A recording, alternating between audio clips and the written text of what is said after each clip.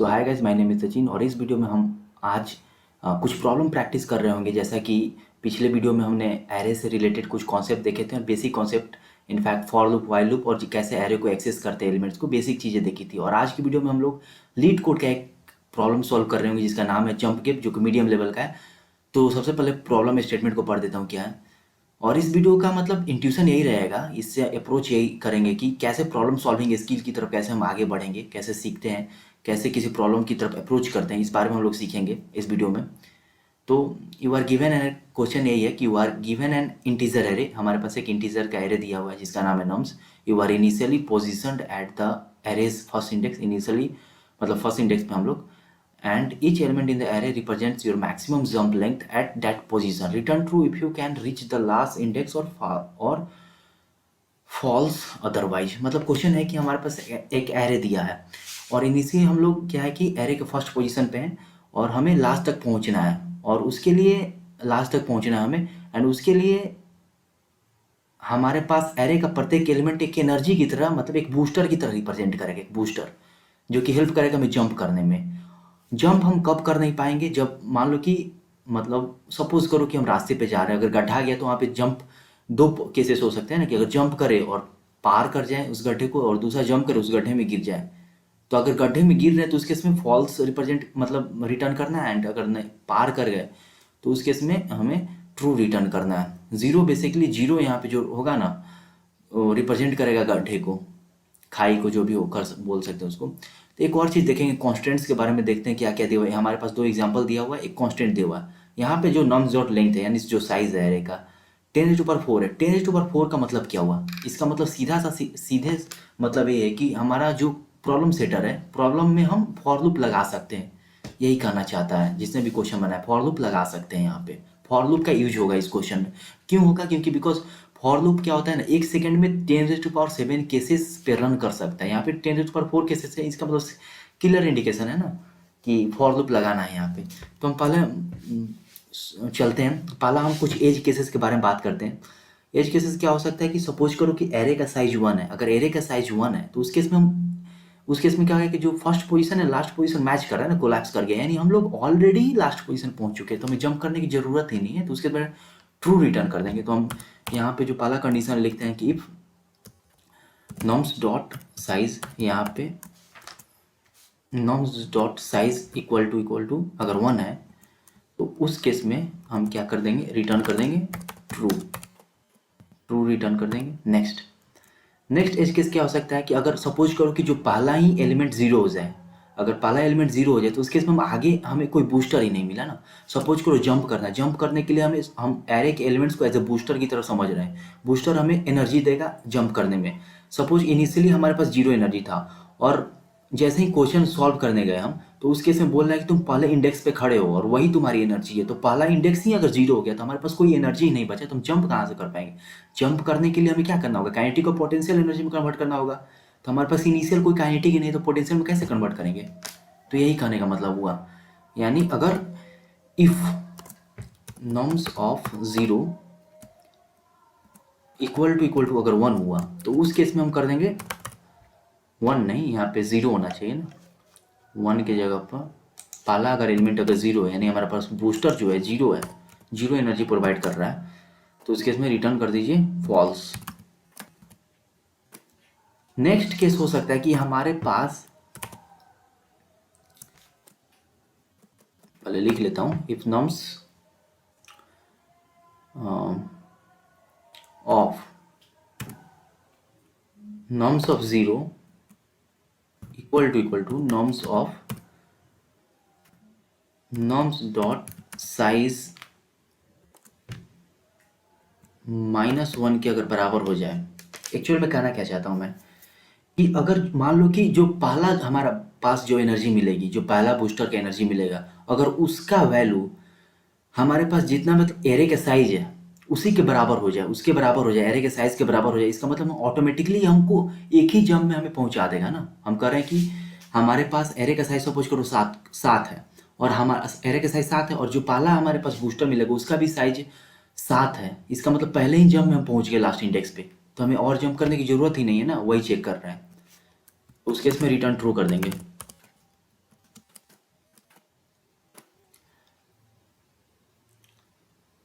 अब आता है हमारे पास एल्स कंडीशंस। अब इसमें से कुछ नहीं है तो उसके इसमें हम एल्स में आएंगे।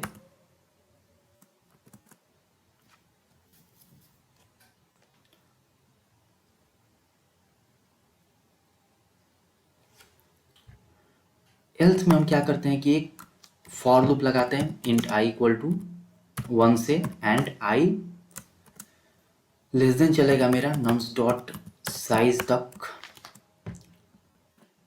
आई प्लस प्लस। उससे पहले मैं क्या करूँगा कि एक काउंटर बनाता हूँ int counter equal to zero not zero nums of zero, यानी जो पहला बूस्टर है उसमें उसको काउंटर में मैंने रख दिया और सेकेंड एलिमेंट से मैं चेक करूँगा। एक्चुअली मैं करना क्या चाहता हूँ, एक्चुअली में हम यहाँ पे क्या कर रहे हैं ना कि जंप करने के लिए हमें क्या चाहिए, एनर्जी चाहिए। तो हम चेक कर रहे हैं कि जैसे ही मेरे पास कोई खड्डा आया, कोई भी खाई आई या जीरो आया, मतलब क्वेश्चन के टर्म्स में बात करते हैं तो जीरो आया, तो उस समय मेरे पास सफिशिएंट एनर्जी है कि नहीं जंप करने के लिए, बस यही चेक कर रहा हूँ मैं। तभी तो जंप कर पाएंगे ना, जैसे ही जीरो आया मेरे पास एनर्जी है कि नहीं। तो देखो if norms of I less than है तुम्हारा काउंटर से, तो उस केस में हम क्या करेंगे, counter equal to minus minus करेंगे। अगर वैल्यू कम है, मान लो कि जो हमारे पास बूस्टर इनिशियली 3 था, नेक्स्ट हमारे पास 2 आया, तो हम क्या करेंगे, अपने एनर्जी लेवल को कम कर रहे हैं। नेक्स्ट जब में हमारे पास एनर्जी लेवल कम कर रहे हैं, अगर एल्स इफ में हम जाते हैं, नॉर्म्स ऑफ आई अगर ग्रेटर देन काउंटर है, तो उस केस में हम क्या करेंगे, काउंटर को नॉर्म्स ऑफ आई के बराबर सेट कर देंगे। सेट कर दिया। अब हम नेक्स्ट केस लिखते हैं कि अगर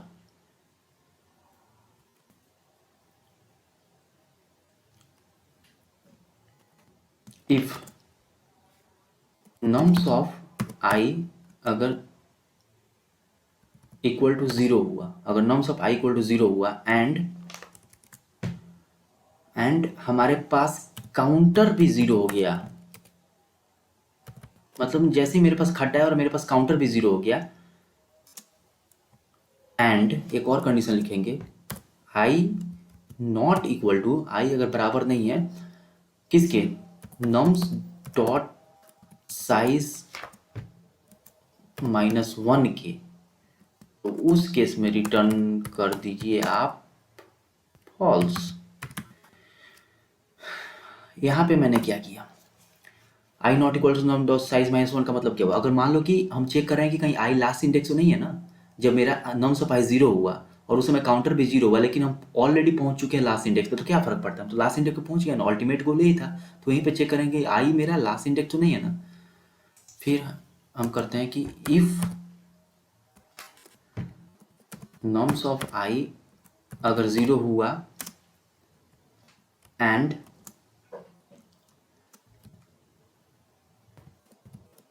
काउंटर भी ज़ीरो हुआ,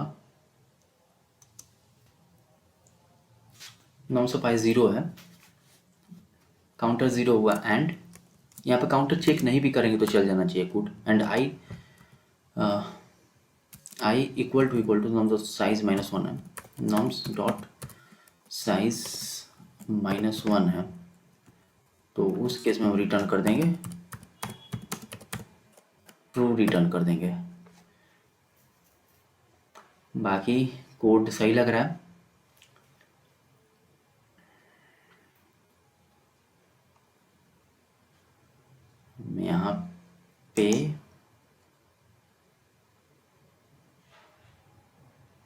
यहाँ पे एक्चुअली में हम एलसेफ में जाते हैं, इट वुड बी बेटर।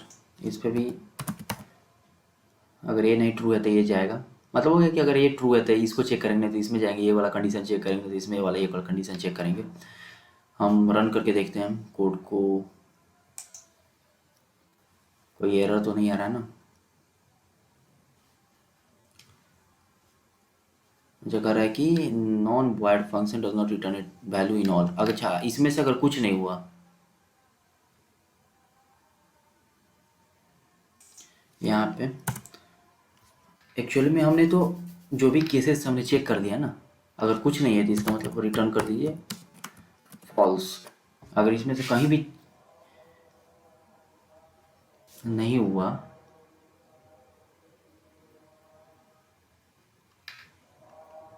तो फॉल्स नहीं, हम ट्रू रिटर्न करेंगे। यहाँ पे चेक करते हैं चल रहा है कि नहीं कोड हमारा। तो जी यहाँ चल रहा है। एक्चुअल में क्या कर रहे हैं कि हम लोग सारे केसेस तो चेक कर लिया ना, हमने सारे एज केसेस को तो चेक कर लिया है ना, इसलिए यहाँ पे ट्रू रिटर्न कर रहे हैं। अगर फॉल्स हुआ रहता कहीं यहीं पे आ जाता। इसका मतलब हुआ कि मेरे पास काउंटर जीरो नहीं हुआ, यहाँ पे एक्सेप्ट हो चुका। पहले भी मैंने सॉल्व किया था इस क्वेश्चन को। तो यही है इंट्यूशन इस क्वेश्चन का। बेसिकली इस क्वेश्चन से हमने दो चीज़ सीखा कि फॉर लूप 10⁻⁷ केसेस में काम करता है 1 सेकेंड में, और उससे कॉन्स्टेंट से ही पता चल जाना चाहिए कि फॉर लूप लगाना है कि नहीं। और बाकी क्वेश्चन को कैसे सॉल्व करते हैं, कैसे बेसिक उसको फिजिक्स का हम मतलब फिजिकल कैसे उसमें कॉन्सेप्ट लगा सकते हैं, कैसे उसको सोच सकते हैं किसी क्वेश्चन को। जैसे फॉर एग्जाम्पल इस क्वेश्चन को मैंने बूस्टर के रूप में, जंप के रूप में जैसे मैंने किया, काइनेटिक एनर्जी पोटेंशियल एनर्जी को इंक्लूड किया। जैसे जैसे सोचेंगे ना क्वेश्चन को, जितना ज़्यादा सोचेंगे उतना ज़्यादा इंट्यूशन आते रहेगा, अप्रोच आते रहेगा, और ऐसा लगेगा कि बहुत ज़्यादा सिंपल हो रहा है क्वेश्चन। तो यही इसका था।